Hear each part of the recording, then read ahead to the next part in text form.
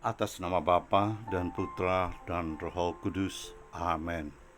Shalom saudara dan saudari yang terkasih, selamat bertemu lagi di dalam ruangan audio Sentapan Rohani ini pada hari ini 8 hari bulan Agustus, yaitu hari Kamis 2024. Dan pada hari ini juga kita merayakan Santo Dominikus, seorang imam dan pendiri audio pengkhotbah. Dan bahan renungan kita pada hari ini adalah Injil Matius bab 16 ayat 13 hingga ayat 23. Marilah kita sama-sama mendengarkannya dan merenungkannya bersama. Sekali peristiwa Yesus tiba di daerah Kaisarea Filipi, ia bertanya kepada murid-muridnya, kata orang, "Siapakah anak manusia itu?" Jawab mereka, ada yang mengatakan Yohanes Pembaptis, ada juga yang mengatakan Elia, dan ada pula yang mengatakan Yeremia atau salah seorang dari para nabi. Lalu Yesus bertanya kepada mereka, "Tetapi apa katamu? Siapa aku ini?" Maka jawab Simon Petrus, "Engkau adalah Mesias, Anak Allah yang hidup."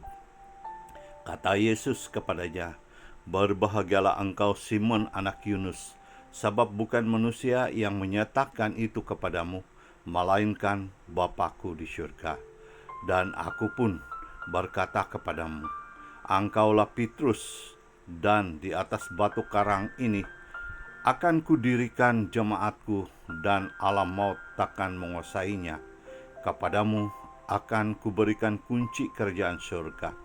Apa saja yang kau ikat di dunia ini akan terikat di surga, dan apa saja yang kau lepaskan di dunia ini akan terlepas di surga."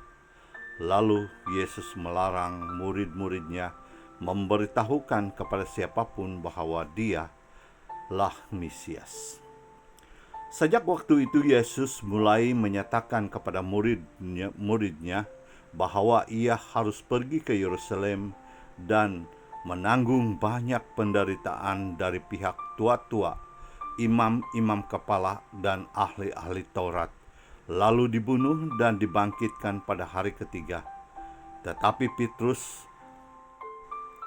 menarik Yesus ke samping dan menegur dia, katanya, "Tuhan, sekiranya Allah menjauhkan hal itu sekali-sekali tidak menimpa engkau." Tetapi Yesus berpaling dan berkata kepada Petrus, "Anyahlah, iblis, engkau satu batu sandungan bagiku, sebab engkau memikirkan bukan yang dipikirkan Allah, melainkan apa yang dipikirkan manusia." Injil Tuhan.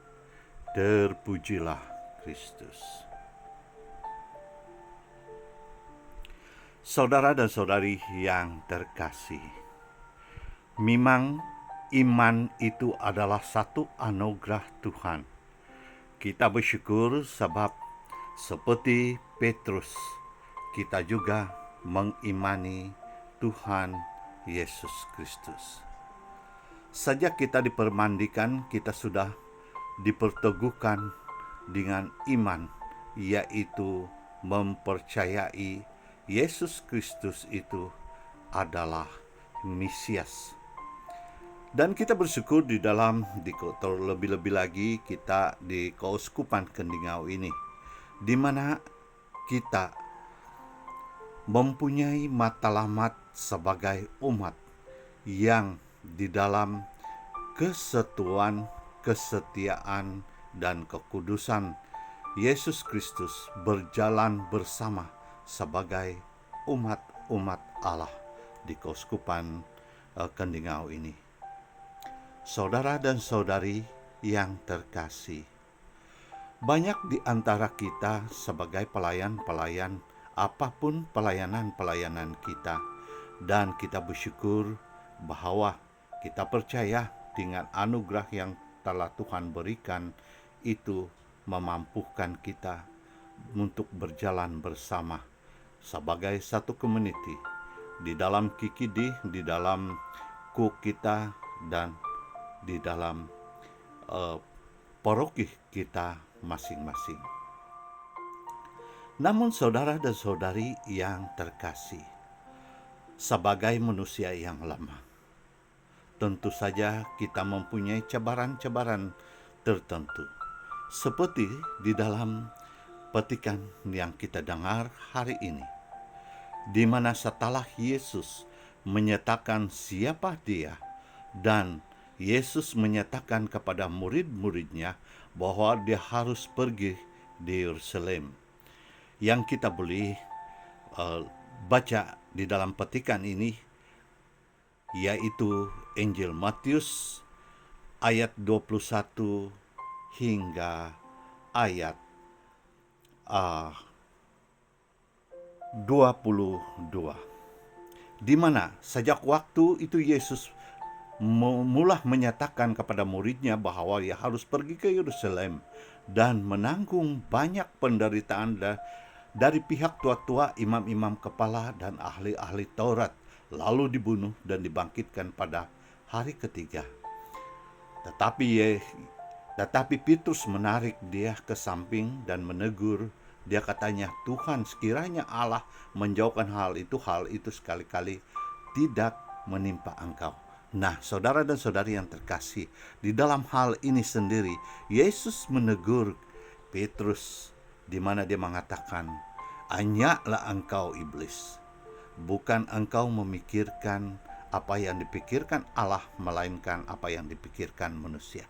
Nah, tentu saja kita semua sebagai manusia yang lama tidak terkecuali apa yang telah dipikir ataupun apa yang dialami oleh Santi Petrus sendiri. Meskipun Santi Petrus ini telah dianugerahkan oleh Tuhan sebagai Pop yang pertama ataupun pendiri gereja yang pertama, namun tidak terkecuali daripada keinginan manusiawi itu sendiri. Dan tentu saja pada setiap kita juga tidak terlepas daripada keinginan manusiawi. Banyak rintangan-rintangan yang menyebabkan kita seringkali kita melupakan Tuhan ataupun kita tidak datang ke gereja. Banyak alasan-alasan yang menyebabkan kita, biarlah ada lagi orang yang akan melayani. Biarlah saya undur diri, ataupun biarlah dulu saya berehat, dan banyak alasan-alasan yang tertentu, sehingga kan kuasa Tuhan ataupun Tuhan yang mahu kita untuk berkarya, membantu Tuhan untuk meneruskan cinta kasih-Nya kepada sesama kita, di mana di dalam keuskupan kita mempunyai matlamat, yaitu di dalam kesatuan, kesetiaan, dan kekudusan Yesus Kristus. Kita sebagai umat Allah berjalan bersama-sama. Saudara dan saudari yang terkasih, semoga dengan pemenungan dan dengan merenungi pembacaan yang kita dengar sebentar tadi, sekali lagi mau membangkitkan kita bahwa segala keinginan ataupun segala masalah kita itu adalah keinginan manusiawi, dan mari kita mohon karunia daripada Allah sendiri supaya kita diteguhkan, supaya kita benar-benar mahu digunakan oleh Tuhan untuk sama-sama sebagai umat Allah yang berjalan bersama di dalam kesetiaan kekudusan Yesus Kristus. Semoga demikiannya. Amin. Atas nama Bapa dan Putra dan Roh Kudus. Amin.